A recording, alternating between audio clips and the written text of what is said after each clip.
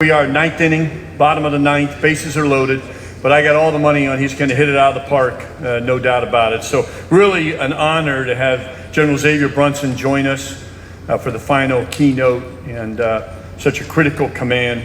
And by the way, Council General Lee, thank you for being here. So awesome, Korea, it's fantastic. And but when you look, General Brunson has served in numerous staff and command positions in conventional and special operations forces.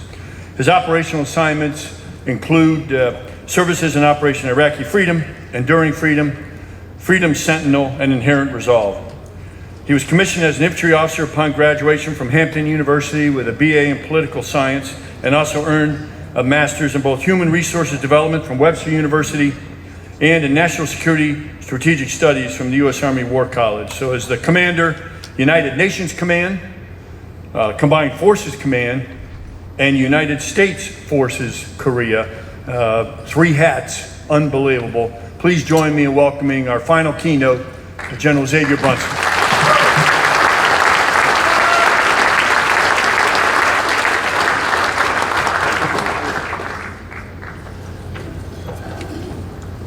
All right.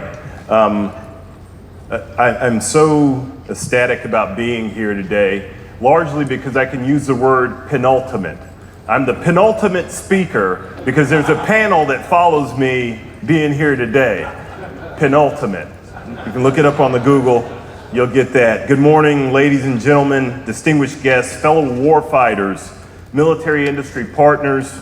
Mahalo to the Association of the United States Army and to the U.S. Army Pacific team for hosting this important gathering of the finest Army leaders on the planet. It's a privilege to join you here at LAMPAC 2025. I'd like to take a special moment to thank both the AUSA President and team. General Brown, thank you for what you all do here. SMA, thank you as well. And to General Clark, who's probably not here because he put me in this spot to speak today. And all the chiefs of the armies of the nations, thank you. I'm your last speaker, as I told you, and I was always told if you're last, be brief, be brilliant, and then be gone. I will not do that. I plan to read words, answer questions, and then wave goodbye. As I pondered this year's theme, Prevailing Through Land Power, I couldn't help but thinking about exactly how we prevail and the ultimate importance of land power in a region dominated by water. My sense is we prevail by strengthening our alliances, adapting our force posture, aligning our focus, resources, training, and activities, and ultimately understanding the strategic importance of the geometry, of the geography of this region. I think back to World War II and the island hopping campaigns, the Marines at Iwo Jima, the innovation of launching Army aircraft off of naval vessels to strike targets over great distances, and the heroism of the greatest generation. I'm reminded of the challenges the leaders of that day faced.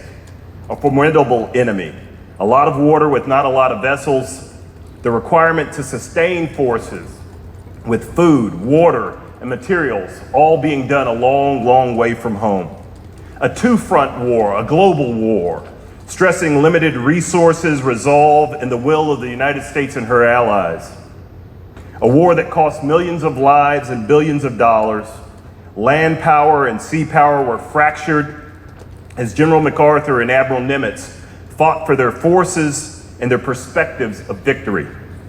In the end, it took both domains to succeed, and I believe it will take all domains to succeed today. Some of the differences, though, are simply these. We have a formidable Air Force now that has ultimately allowed our ground and naval forces to operate around the globe with near impunity. Our force structure, while it's gotten smaller, as it often does after major conflict, and we find ourselves again in the interwar years, is still potent. We have replaced some of that human capital with technology, meaning we have smaller militaries with much more expensive and capable tools. But ultimately, fighting comes down to the fundamentals of blocking and tackling. Prevailing in the Pacific with land power means we must be ready to fight tonight anywhere we are required, with the proper posture, protection, and sustainment. In Korea, I actually wear 4 hats. I'm the commander of the United Nations Command. A 1950 UN Security Council resolution mandated the coalition of originally 22 nations that came to the defense and aid of the Republic of Korea during the Korean War from 1950 to 1953.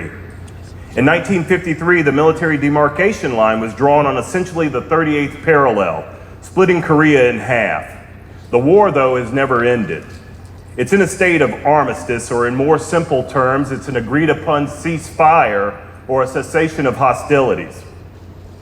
And for the past 72 years, it's remained so. The United States was named the executor of the United Nations Command and has been leading the efforts of armistice enforcement ever since. There are currently 18 member states who support these efforts, whose ambassadors I have the honor of meeting with each month. The second hat I wear is that of the Combined Forces Command Commander. And this is where I'm responsible for leading the combined force of the Republic of Korea and the United States in the event of conflict on the peninsula. And should that occur, I would be responsible for 750,000 soldiers, sailors, airmen, and Marines of that coalition. The third hat I wear is that of the commander of United States Forces Korea. The formation of approximately 28,500 joint warfighters represents the United States' ironclad commitment to the defense of the Republic of Korea against any adversary as part of our mutual defense treaty. The last hat I wear is that of the senior U.S. military officer assigned to Korea, the SESMOAC. When operating in this capacity, I speak on behalf of the chairman of the Joint Chiefs of Staff and am his direct representative on the peninsula. These 4 hats can be challenging sometimes. For example, my UNC hat tells me that we should be enforcing the armistice agreement and maintain the peace always. While my CFC hat says we need to prepare for war fighting and conduct training that may be perceived as provocative. It can seem confusing, but these hats all influence the way that I see Northeast Asia in terms of opportunities, challenges, and risk. Earlier, I mentioned the concept of geometry of the geography in Northeast Asia. I've taken this a bit further, and while we won't be able to display a map here today, what I want you to mentally do is think about a map of the region with Japan in the ordinal north, and then everything falling from there. And what you'll find is that Korea sits right in the center of that map. I think that we have to shift our perspective when we think about land power. We have to think about the geography of the region that we operate in. We're often accustomed to seeing a map oriented north, but I want to show you how the region appears. And I'm going to have to ask you to use a bit of your imagination because, again, the map's not there. Cell phones are ubiquitous, so everybody probably has a cell phone in here. Pull up a map of the globe, okay? Look at where Japan is, turn it to the side where the east is up, and you'll get an idea of what I'm talking about. And I'll try to inartfully describe this to you today. What immediately stood out to me as I looked at the map was the position of the Korean Peninsula and the fact that it's on the Asian continent, has a sizable U.S. force posture, is inside the first island chain, and is the closest allied presence to Beijing. At night, from a satellite image, the Republic of Korea looks like an island, or like a fixed aircraft carrier floating in the water between Japan and mainland China. The Indo-Pacific region represents many challenges, and it presents many challenges, largely defined by the tyranny of distance, especially when it comes to sustainment. Korea sits at the center of the map, and it's a critical location when it comes to trade routes, regional security, and is key terrain in maintaining a free and open Indo-Pacific. But it's not just about proximity. It's about speed and complexity. Our presence in Korea imposes cost, changes the calculations of leaders of the Democratic People's Republic of Korea, Russia, and China, and provides options for our nation's most senior leaders. In any conflict, time and distance are pervasive adversaries. We can, however, leverage our geography and positional advantage to great effect. Our presence in the region gives our adversaries pause and ultimately supports the defense of the homeland from freedom's front yard. By being forward stationed, we effectively operate inside an adversary's anti-access area denial bubble and inside their headspace. If you were to consider the region contextually with the growing relationship between Russia and the DPRK and the already well-known relations between China and Russia, both nations share a border with the DPRK, and both have facilitated the DPRK to circumvent sanctions for more than 10 years. I imagine the DPRK like a limbered horse with China and Russia's hands on the reins. The DPRK has developed a nuclear arsenal and are expanding their capabilities every day with the help of Russia and China. U.S. forces in Korea are not only focused on defeating the DPRK, we're also focused on operations, activities, and investments in the region as a small part of the greater Indo-Pacific strategy. If you could look at the map, what I would tell you is to draw a line from Korea to Japan to the Philippines. And what you find there is a triangle. It's a triangle of nations inextricably linked by mutual defense treaties with the United States and nations who will undoubtedly be impacted by any crisis or conflict in the Taiwan Straits. Korea is in the nexus of Northeast Asian trade and is a significant economic powerhouse in the region.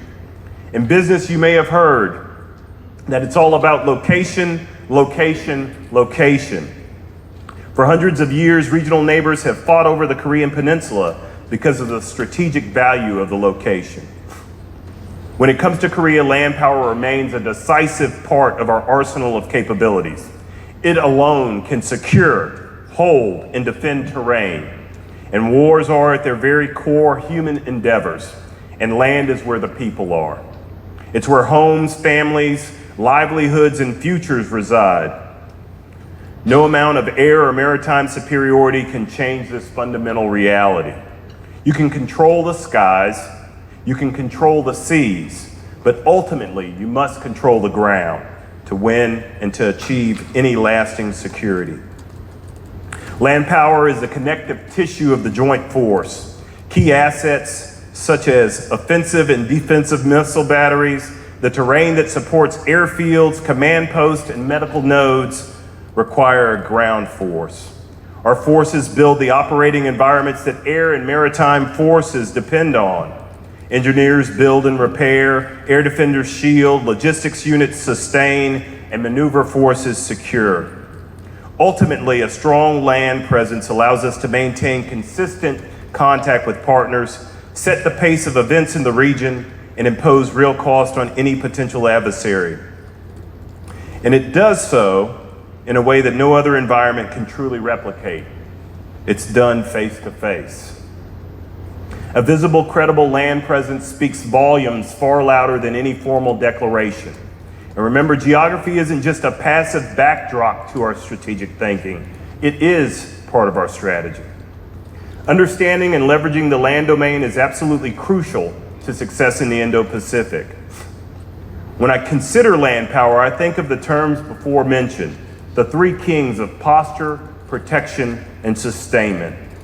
Posture is about positioning the right forces or capabilities with the right authorities.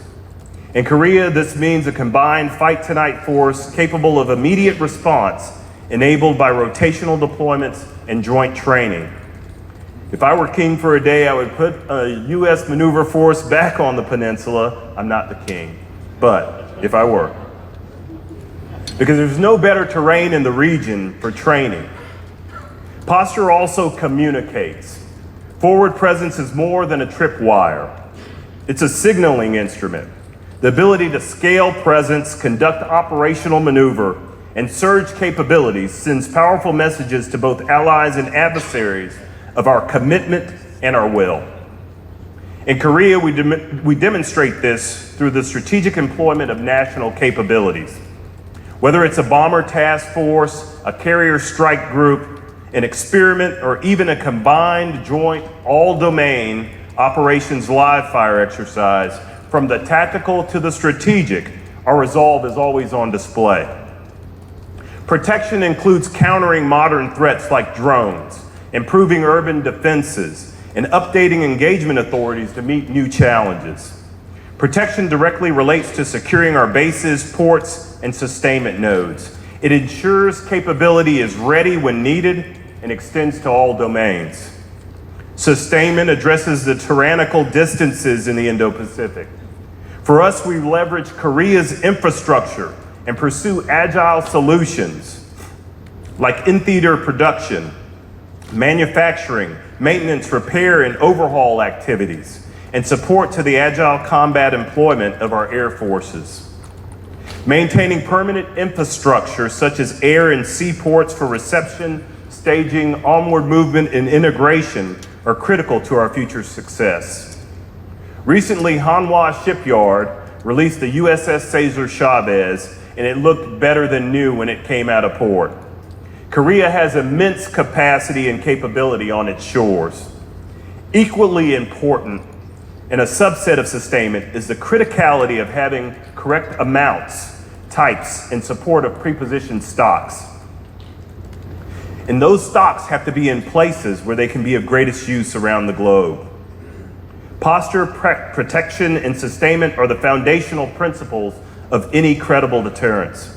They're anchored by land power, which remains the enduring force, ensuring peace and stability in Northeast Asia and the Indo-Pacific. Setting those three kings aside for a moment, there are some land power imperatives that I believe we all must look at for the future. Land power is about growing relationships, building trust, and having lasting credibility. Credibility and trust are similar in the sense that you build them in drops, but you lose them in buckets.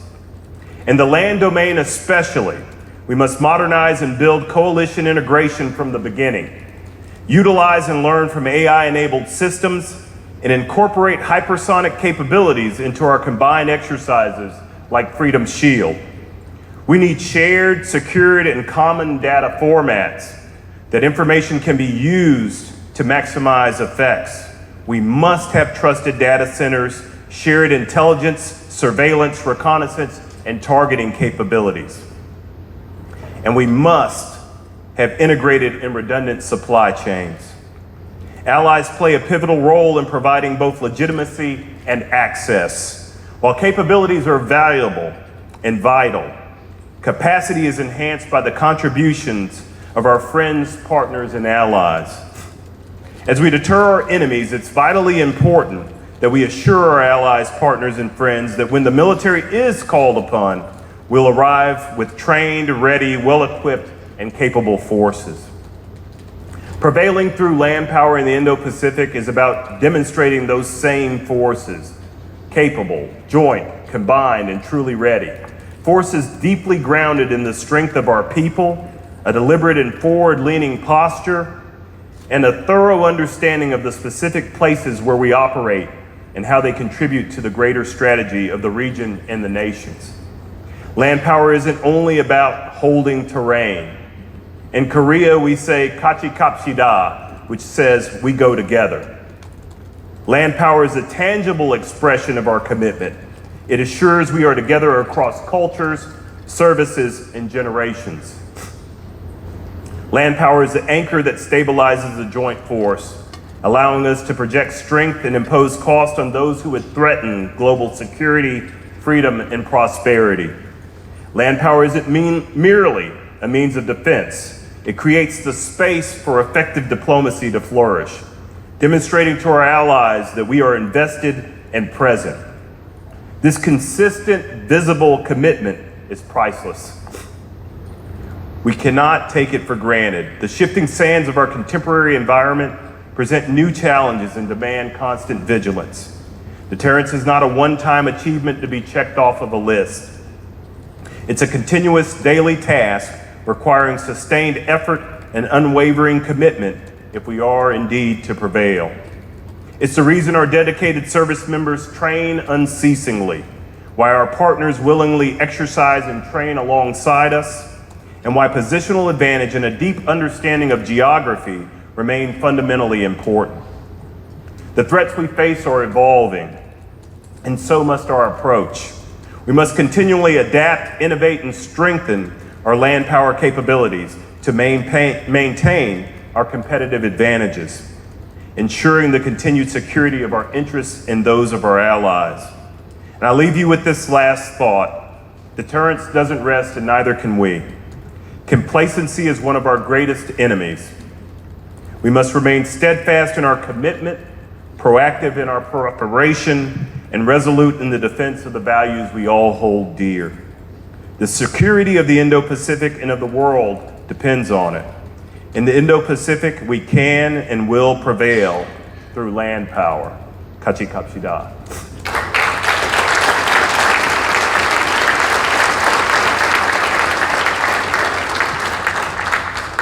I think I have more time because the clock still says 30 minutes. I'm Defense Attaché in Republic of Korea in Hawaii, and I really appreciate your service and commitment for our alliance. So I have a question about trilateral security cooperation, United States and Republic of Korea and Japan. So I think this cooperation is crucial for countering North Korea threat. So what direction do you think about exercise or training for this cooperation should take in the future? Okay, so if I understand your question correctly, you're asking about the trilateral cooperation that goes on between the Republic of Korea, Japan, and the United States, yes? What we're able to do in a real sense, I think we show every day when we look at things like ballistic missile defense and our ballistic defense warning system. I think that's the greatest recognition that I could share with anybody about why it's important. When threats are existential, we somehow seem drawn to one another, and we do those things that are absolutely necessary. But it needs to be sort of de rigueur. Where are the French guys at? Did I say that right? I saw some French guys. Did I say that right? Oh, bonjour, mon ami. It needs to be a thing that's habitual, and we have to remove the obstacles to doing this. And the question I always ask myself is, if my family's on the peninsula, I want every partner we can bring to come and train. And we have to remove the barriers. So when the Consul General and I have conversations, we talk about the increasing importance of the ability to bring nations together to train. There's an old saying that the old sergeants know that you're gonna fight the way that you've trained. You're gonna train the way that you wanna fight. And we have to do that and recognize that we're not looking for a fight, but we want to be ready. And it's too late to get ready when you need it. You've got to be ready well ahead of time. And that's what we exercise. Every exercise that we do, and I remember General Flynn used to say, every exercise is an experiment. And we have to continue to exercise that way and experiment that way so that we know that we're interoperable. The human interoperability is easy. The procedural interoperability is easy. The technological interoperability that's born of that training between those three nations is of critical importance. Clock's still on 30 minutes, so we got lots of time, y'all. I got one for you, General. Yes, sir. Marcus Galaskis, Director of the Indo-Pacific Security Initiative at the Atlantic Council Scowcroft Center. General, you highlighted how the threat's evolving, and one of the things that we've been really focused on in the Council is the connection between Russia and North Korea, which you alluded to in your remarks. So would love to hear more from you on your thoughts about how this changes the threat picture that you're facing. Yeah, so I was asked in testimony about whether or not I was concerned about tactical application of North Korean forces in Ukraine. And I said, no, I was not concerned about that at all, Marcus. What concerns me is what's coming back into the nation. And what's coming back is technology. What's coming back is materiel. What's coming back is RDT&E without having to do RDT&E.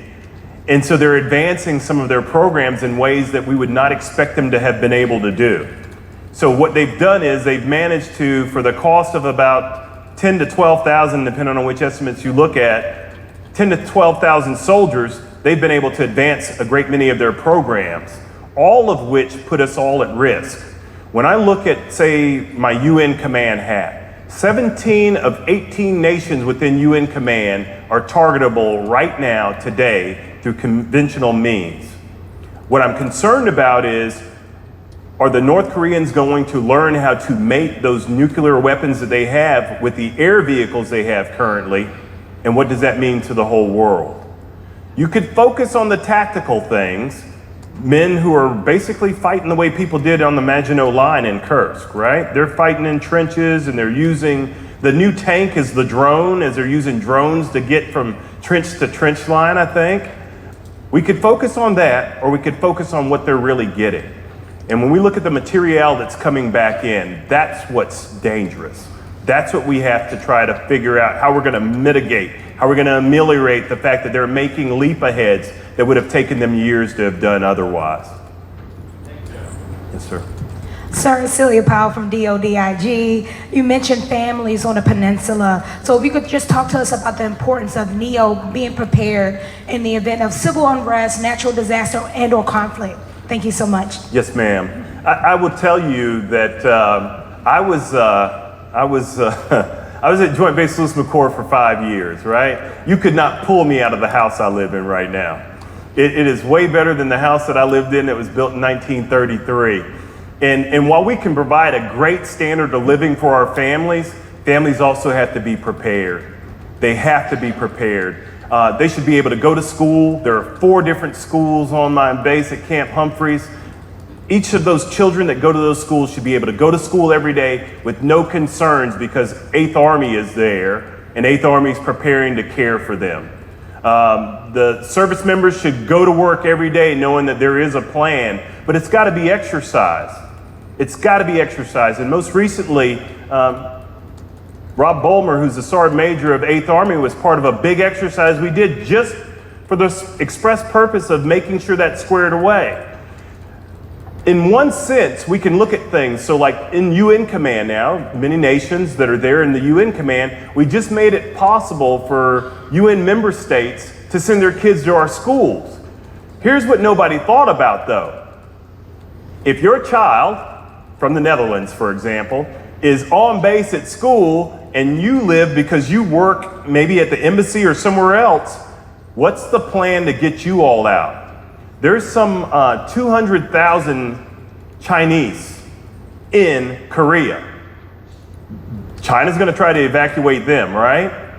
And each of those member states that are present within the country all have citizens from 2,000 up to 100,000. Let's just do some rough math that way, right? All those folk have to be evacuated out of the country. So what we're trying to figure out now is what's the scale of the problem? And then how do we solve for it to ensure that we handle those things that are most important for us? But I would encourage you to talk to Sergeant Major Bolmer and get more on that. But ma'am, we are thinking about that every day.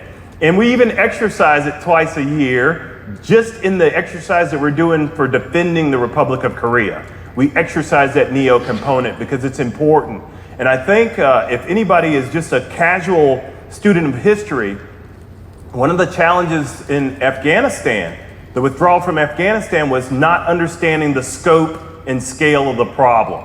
I believe my job is to understand that scope and scale so that as I talk to either the chairman or I talk to the Secretary of Defense or I have conversations with the ambassador in Korea, I'm able to frame that problem so that they understand what we're actually going to have to accomplish. There's that gentleman back there keeps raising his hand. Just remember him. Next. Morning, sir. Young morning. Ju, Army Fellow AUSA. Question to you is in regards to North Korea's cyber capabilities. Could you share about North Korea's evolving cyber capabilities, its impact on the ROC-US collaboration environment, and the overall threat in the Pacific security? Okay. I think, because I missed the first part of that, I've been blown up a couple times. So, could you do me a solid and just repeat that? Absolutely, sir. Could you share about the North Korea's evolving cyber capabilities and its impact on the ROC? Yeah.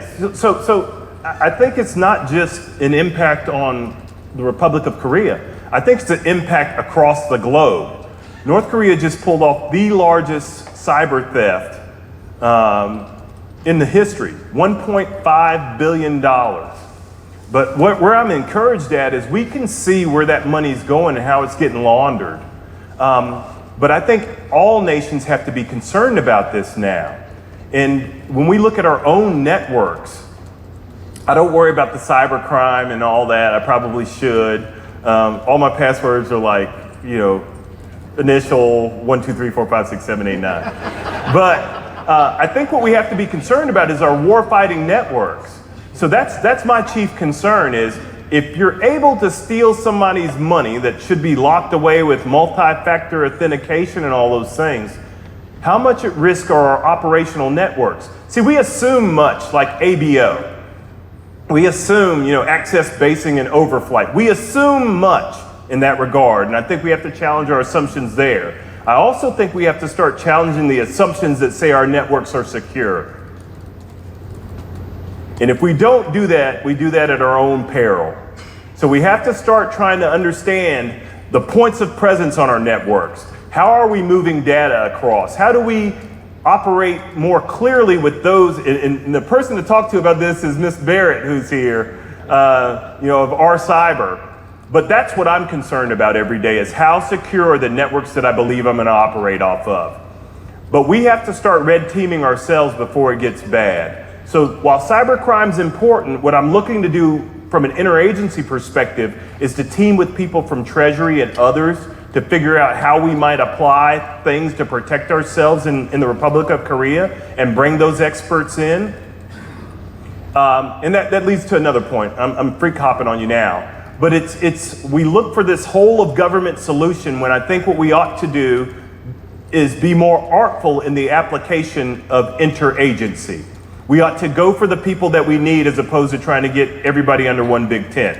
So I want somebody from Treasury. I want somebody from Derns's office. I want Miss Barrett and General Barrett. I want her to come out and bring her people and tell me how we might secure ourselves across the gamut. Like how well are our financial systems protected in the Republic of Korea? A lot of ATMs, a lot of banking institutions and things like that. So I would pull you back from just looking at the Republic of Korea and look a little bit wider. And I tell you, I think my assessment, things that I believe, things that I think, and things that I know, right? And levels of certainty. I know that our networks could be better protected. Thank you. I can't see that far. Thank you. Ken Kreitzer, CamVets Media, White Plains, New York. Sir, thank you for your service and everyone you served with in Korea. My father was there in 1957 with the U.S. Army. We give an award to a college football player who died there in 1953. I just wondered if you could speak about how the country has grown from the support and defense by the U.S. Army and so many of the allies. It's such a flourishing country, and what your interaction is with the people of South Korea that you're helping to defend. Yes, sir.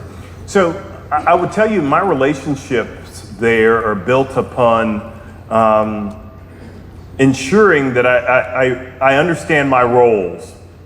I was told early on when I took command that the Korean people did not understand why I'm in charge of everything. And I took that on as a personal affront. I said, you know what, I need to solve that. So I need to make sure that I'm out in the community and I'm forward facing. Everything that I do is forward facing. So I challenged our PAO to find ways for us to tell our story about why we're there. I talked to the Air Force Academy and I talked to the KDVA Association to tell them about what I believe my job is on the peninsula. It's number one to recognize, and I would even carry this across the hats that I wear, right? So in USFK, I need to assure the partner every day that we are present, we're committed, and we understand what they need to do to get better every day. In CFC, I have to make sure that we're training the right way, and I have to sometimes go so far as to explain, here's why you're hearing explosions. Because if we don't train this combined artillery exercise right now, if we don't fly our helicopters together, if your jets can't meet the Japanese jets in the East Sea and link up for a bomber task force, then we'll be left wondering why you're not still the nation that you are right now. And then as the UNC commander, I have to access the will in the emotions that caused people in 1950 to send their blood and treasure, to spend blood and treasure in Korea, that the Korean nation might rise as they have now. All these things done for a reason. I have to ensure, and it means nothing if they don't understand that the reason why they've been able to exist is much like the people in our own nation, because of the blanket of security provided by defense. Because we're there. And that's not something that the people should bear. We have to bear that by ensuring that we're good stewards of the time that we have, that we're good stewards of the environments that we train in. And so we take great umbrage whenever a story might come out that doesn't get it quite right. And we want to not attack those stories, but we want to go out and try to explain, here's why we're doing these things in your nation. And it's important because if you look at the rise of Korea from 1950 forward, it's been impressive, but it's all been provided by Korean efforts in uniform, the United States, and then all of those UN member states who sent people in 1950 to help the Korean people. Yeah, I think my time's up, huh? Sir, thank you for being here. Let's give General Brunson a big round of applause.